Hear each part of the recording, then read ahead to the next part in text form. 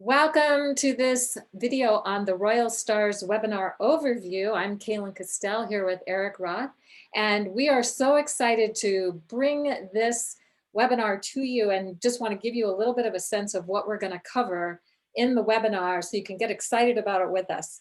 So we invite you to join us for this deep dive into the Royal Stars. And there are 4 Royal Stars that we'll be covering: their importance from a historical and current perspective, where they're located in the sky, as well as what their stories are or have been, and also maybe what are the new stories that are emerging that we're tuning into.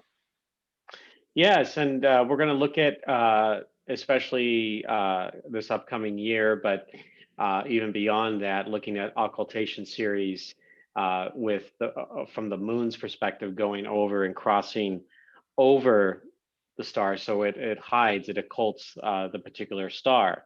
And we'll look at some timings around when the sun connects to each of these stars, and perhaps some notable planetary alignments that are with these particular stars as well. So we'll bring that information to you, and that's something that'll be valuable in order for anyone to participate with this, ceremonially or astrologically in whatever capacity that feels right for you. Yeah, because the ancient alchemists, they saw when planets were within 6 degrees of these stars, and there's some other stars that we'll look at it probably in another series of videos that we'll do, or classes that we'll do, but their power was magnified at that time. So we're going to look at all of Yes. that. Plus, the moon occultations are like eclipses, accelerating the energy of these stars as well. So it's really important and amazing information for people to have, and to also know how might be impacting you personally as well as all of us collectively. So just so you know, about 3,000 years ago, or 5,000 years ago, 3000 BCE, the Persians were looking at these 4 royal stars as guardians of the 4 quadrants of the sky related to the 4 seasons. And we're going to see how they related to the 4 seasons in a minute.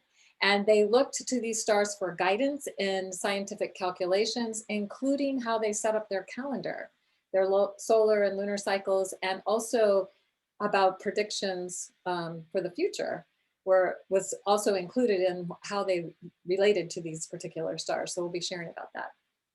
Yeah, and the royal stars were used for navigation, and when planets were near these stars, would often signal important events, including disasters, breakthroughs, discoveries.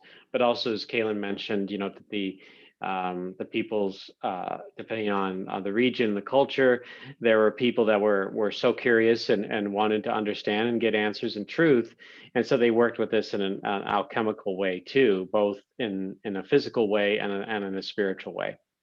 It's so cool. I love the royal star so much.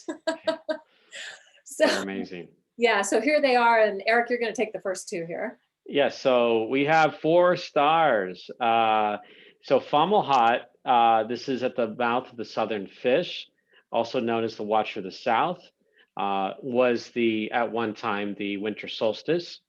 And then we also have Antares in the heart of the Scorpion, the Watcher of the West, and it was at one time autumnal equinox. And eventually, and I know you're going to get the other 2 stars, eventually these stars or centuries from now will be at these not these same points, but at equinox and solstice points again. Yeah, in fact, Antares will eventually be the winter solstice. Yes. Yeah, and then Aldebaran will be the summer solstice, and Regulus will be the autumnal equinox. No. No, the way around. The sun, the spring equinox. No, that was already was the spring equinox. It'll be the autumnal equinox. I think that's right. Yes, I think Yeah, you're right. Yeah, yeah. because of the procession, it goes backwards. So you're Right. It right. goes backwards. That's what I was trying to. Yeah. Sometimes we need to keep that correct in our awareness here. So Yes, and Aldebaran, the June solstice.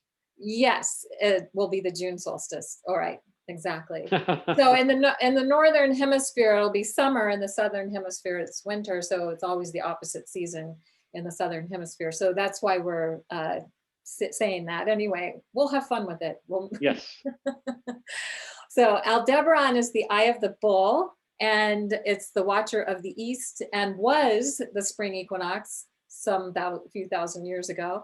Regulus, Heart of the Lion, Watcher of the North, was the summer solstice. So we'll be exploring all of that and a lot more with this, as well as where they're located in the sky. So you want to take Fomalhaut and Antares? Yeah, so Antares sitting in, oh, sorry, Antares, yes, in the Scorpion. It's the heart of the Scorpion. It's a reddish star that sits there, and it's exactly opposite the star Aldebaran. And it sits near a place where the Scorpion constellation is kind of one of the guardians of the galactic center, and it's really has a powerful storyline in ancient myth, and we will be diving into all of that in the class in January. Then we have Fomalhaut in the southern fish. That is also in a really potent place in the sky, in the celestial, what they call the celestial waters of the sky, connected to the celestial waters of wisdom that the water bear is pouring down. So we have a star that really shines by itself in a lot of ways in that part of the sky, which we'll talk about greatly. It's at 4 degrees Pisces, while Antares is at 10 degrees Sagittarius. Beautiful. And so, and you can see, because we've kind of put them on the chart here, how Antares and Aldebaran are opposite each other, Regulus and Fomalhaut fairly opposite each other. Actually, the closest opposition is between Antares and Aldebaran. That sits at, Aldebaran's at 10 Gemini currently. So it's in the bull, also known as Taurus, but it's not in the sign of Taurus, it's in the sign of Gemini. So just try to Yes. get your head around that one. And then Regulus back in 2011 went into the sign of Virgo. So it's still hanging out there. It takes about 72 years for it to move 1 whole degree. We'll be talking about all of that, how this connects into personal charts, also how the moon will occult at different times. Regulus is the closest to the ecliptic, so it gets occulted more often. Antares and Aldebaran, Fomalhaut's way off the ecliptic, it never gets occulted. But anyway, we'll talk about all that too, and you'll find out how much fun you can have just tuning into. This is a great place to really start knowing your night sky and how to create your own relationship with these energies. So we invite you to register for this class. It's you can go to shamanicastrology.com. There's if you go to classes, I think there's probably a slide on the front page too that you can click on Right. to get to this class and sign up for us. We'd love to have you join us, and we hope that we'll see you there. Sounds beautiful. All right. We'll see you there. Thank you, everyone. Thank you. Bye. Bye.